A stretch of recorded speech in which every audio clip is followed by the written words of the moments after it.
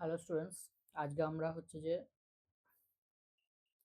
জেই মেনের problem করব। তো জেই মেনের একটা ইম্পর্টেন্ট পিওয়াইকিউ নিয়ে এসেছে আজ তোমাদের জন্য। তো এই যে প্রবলেমটা রয়েছে, এটা দেখো একটা রিবাউন্সিং অফ বলের একটা প্রবলেম। তো এই প্রবলেমটা আমরা ডিটেলস আলোচনা করব। প্রবলেমটা শর্টকাটেও করা যায়, সেই প্রসেসটাও বলবো যে কিভাবে তোমরা শর্টকাটে করতে পারো। তো ক্লাসটা তোমরা ভালো করে দেখো, ঠিক আছে? এই প্রবলেমটা যদি তোমরা ভালো করে বুঝে নাও, তাহলে এই রিলেটেড যা প্রবলেম আসবে তোমরা সুন্দরভাবে সেটাকে হ্যান্ডেল করতে পারবে। তো ফার্স্ট যে কোশ্চেনটা রয়েছে দেখো, যে কি বলেছে, a rubber ball is released from a height of 5 metre above the floor, it bounces back repeatedly always rising to 81/100 of the height through which it falls, find the average speed of the ball. তাহলে কোশ্চেনটা কি বলেছে আগে বুঝি। কোশ্চেনটা এরকম, একটা floor রয়েছে, এখান থেকে একটা বল ফেলেছে, ঠিক আছে? এই এই হাইটটাকে আমরা ইনিশিয়াল হাইট ধরছি, H0, যেটা বলা আছে 5 মিটার বা 5 মিটার, ঠিক আছে? না, ওটা ঠিক হলো না, তো 5 মিটার। এরপরে এটা এখান থেকে বাউন্স করে এই উঠেছে, ওঠার পরে আবার কি হবে, এরকম করে নেমে আসবে। তাহলে ধরলাম এটা H1 হাইট। তাহলে এটা সেকেন্ড বার আর একটু কম উঠবে, ঠিক আছে? আর একটু কম উঠবে, লাইনগুলো বেঁকে যাচ্ছে, আর একটু কম উঠবে, ধরো এই উঠলো, ঠিক আছে? দিয়ে এই পড়বে, তাহলে এটাকে আমরা H2 বললাম, ঠিক আছে? এইভাবে কোন H3 H4 এইভাবে কন্টিনিউয়াসলি চলতে থাকবে এবং ফাইনালি বডিটা হচ্ছে স্টপ হয়ে যাবে, মানে হাইটটা 0 হয়ে যাবে। বেশ, এইবার দেখো এখানে একটা টার্ম আমি বলবো, ইটাকে বলে কোফিশিয়েন্ট অফ রেস্টিটিউশন। তাহলে এর মানেটা কি? এর মানেটা হচ্ছে e square equals to rebound height by original height.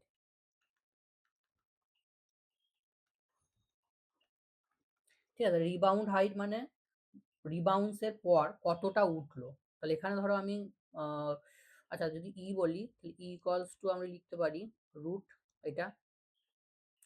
তাহলে রিবাউন্স হাইটটা যদি আমি H1 বলি, অরিজিনাল হাইটটা কত, এইখান থেকে ফেলেছি, এইখান থেকে, তাহলে এটা কত হবে H0, তাহলে তার রুট। এবার দেখো H1টা কত হবে, H1টা হবে, বলেছে কোশ্চেনে কি 81/100 of the height through which it falls. তাহলে 81/100 কার না, যে হাইট থেকে ফেলা হয়েছে। তাহলে এখানে কোন হাইট থেকে ফেলা হয়েছে, H0 হাইট থেকে ফেলা হয়েছে। তাহলে আমরা বলতে পারি এর ভ্যালুটা কত হবে, H0 ক্যান্সেল হয়ে গেল, এর ভ্যালুটা হচ্ছে 9/10। আচ্ছা, H2টা কত হবে, H2টা হবে আবার 81/100 অফ H1। তাহলে এইটা কি, এটা হচ্ছে ই স্কোয়ার, তাহলে দুবার আছে দেখো, তাহলে এটা কি হয়ে যাবে E⁴ H0। বোঝা গেছে? বেশ, এটা কত হয়েছে, এটা ছিল E²H0, কারণ ইটা হচ্ছে 9/10। তাহলে এখান থেকে যে কি পয়েন্টটা সেটা মনে রাখবে যে প্রত্যেকবার রিবাউন্সের পর হাইটটা E² করে কমতে থাকবে। তাহলে টোটাল হাইটটা স্টপ হওয়ার আগে পর্যন্ত টোটাল হাইট কতটা কভার করবে। দেখো এই যে হাইটটা আছে এটা একবারই কভার করেছে, আর বাকি এই যে হাইটগুলো রয়েছে এগুলো দুবার করে কভার করেছে, একবার ওঠার সময় একবার নামার সময়। তাহলে 2H1, H1 এর জায়গায় আমরা এটা বসিয়ে দেবো, তাহলে 2E²H0 প্লাস এটাও দুবার, তাহলে 2H2টা কত, E⁴H0, তারপর একটা কত হবে 2E⁶H0, এইভাবে চলতে থাকবে। তাহলে এটা H0 নিয়ে নিলাম, এখান থেকে 2E²H0 কমন নিয়ে নিলাম, তাহলে 1 plus E² plus E⁴ plus এইভাবে চলতে থাকবে। তাহলে এটা হচ্ছে একটা জিপি সিরিজ। তাহলে জিপি সিরিজের সামেশনের ফর্মুলা কি, সেটা হচ্ছে 1 না, a/1 - r। এ মানে এখানে ফার্স্ট টার্ম আর আরটা হচ্ছে কমন রেশিও, কমন রেশিও মানে এটার সঙ্গে ই স্কোয়ার মাল্টিপ্লাই করলে দ্বিতীয় টার্মটা পাবো, ই স্কোয়ারকে আবার ই স্কোয়ার দিয়ে মাল্টিপ্লাই করলে 3 নম্বর টার্মটা পাবো। তাহলে এখানে আর এর ভ্যালুটা কত, ই স্কোয়ার। তাহলে আমরা এটা লিখতে পারি h0 1 plus 2 e square h0। এবার এটার ভ্যালুটা আমরা বসিয়ে দেবো a বাই, তাহলে এটা কত 1 1 মাইনাস আরটা কত ই স্কোয়ার। এবার এটাকে সাজাবো, তাহলে এটা h0 প্লাস h0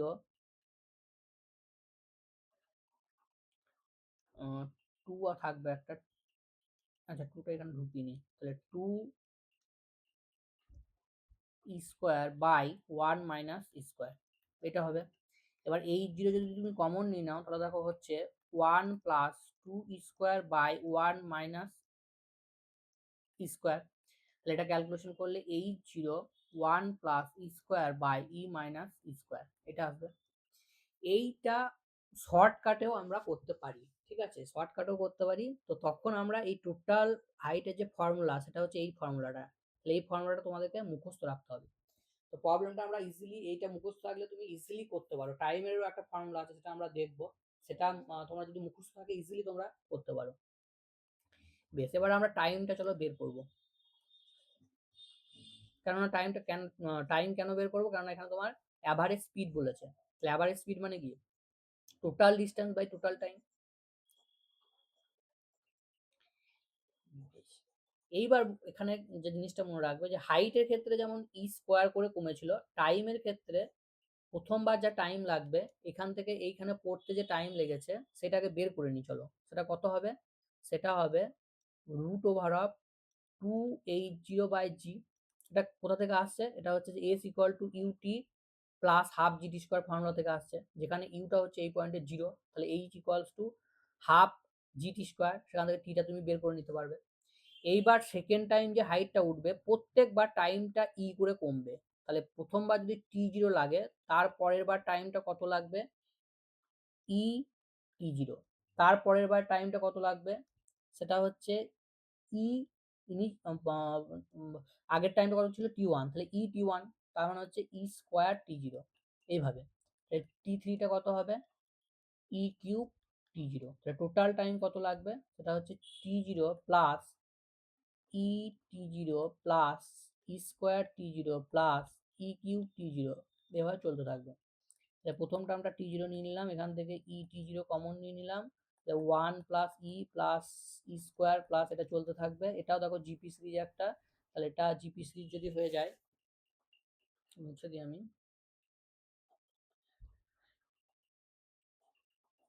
আচ্ছা এটা যদি জিপি সিরিজ হয়ে যায় তাহলে এটা t0 plus E t0 1/1 minus E. তাহলে এইটাকে আমরা এখানে ঢুকিয়ে নিলাম। আচ্ছা টাইমগুলো টু টাইমস করে হবে, এইটা একবার ওঠার সময় একবার নামার সময়, এটা ওঠার সময় একবার নামার সময়, তাহলে এইগুলো সব টু থাকবে। ওকে, তাহলে এখানে একটা টু থাকবে, তাহলে এখানে একটা টু চলে আসবে। তাহলে টি জিরোটা কমন নিয়ে নিলাম, 1 প্লাস 2e/1 মাইনাস ই। তাহলে এটা আসছে আমার t0 1 plus e/1 minus E. এটা দেখো টোটাল টাইমের ফর্মুলা, ঠিক আছে। তাহলে এখানে থেকে আমি, তুমি টোটাল হাইটের ফর্মুলাটা টোটাল টাইমের ফর্মুলাটা যদি মনে থাকে তুমি ডাইরেক্টলি নিউমেরিক্যালসটা ইজিলি করতে পারবে।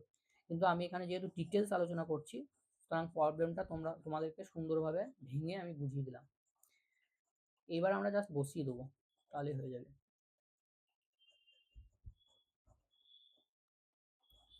আচ্ছা, তাহলে এবার দেখো আমাকে যদি অ্যাভারেজ কি বের করতে বলেছে, স্পিড। তাহলে অ্যাভারেজ স্পিড সমান, আমরা অ্যাভারেজ স্পিডটাকে ভি দিয়ে লিখছি, ওকে। তাহলে v equal to total distance কত, সেটা হচ্ছে h0 1 plus e square by 1 minus e square. আর টোটাল টাইমটা নিচেতে থাকবে, তাহলে এদিকে আমি ইনটু করে দেব, উল্টে যাবে। আর টোটাল টাইমটা কত হয়ে যাচ্ছে, আচ্ছা এক লাইন লিখি চলো এখানে। তাহলে এখানে হচ্ছে যে ভি ইকুয়ালস টু এটা by t0 1 plus e by 1 minus e. তার মানে h0 by t0 1 plus e square by 1 minus e square into 1 minus e by 1 plus e. এবার দেখো t0 এর ভ্যালুটা কত ছিল, t0 এর ভ্যালুটা কত ছিল, t0 এর ভ্যালুটা ছিল √2h0/g, আর উপরে h0 যেমন আছে সেরকম রেখে দিলাম। বেশ, এরপরে এই ক্যালকুলেশনটা করব, তাহলে এইটা a মাইনাস b এর হোল স্কয়ারের ফর্মুলা, তাহলে এটা a 1 প্লাস ই ওখানে পড়ে থাকবে, তাহলে এটা দাঁড়িয়ে যাচ্ছে 1 plus e square by 1 plus e এর হোল স্কোয়ার।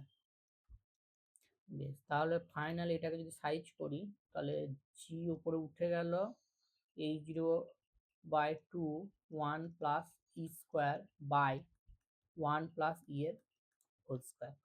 এবার জাস্ট ভ্যালুগুলো বসিয়ে দাও, তাহলে হয়ে যাবে।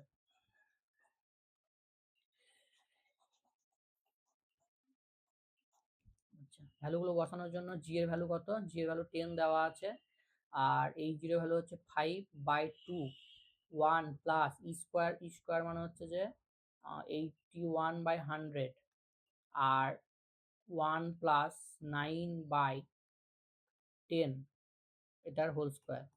তাহলে এটা 50 আর 2 মানে 25, তাহলে 25 এর রুট করলে আসছে তোমার 5 ইন্টু এটা কত আসছে, এটা আসছে 181/100, আর এটা কত আসছে, এটা হচ্ছে তোমার 19/10, 19/10, তার মানে 100/19 এর স্কোয়ার। ঠিক আছে, তাহলে 19 এর স্কোয়ার কত হচ্ছে, 19 স্কোয়ার ভুলে গেলাম, যে 19 স্কোয়ার কত,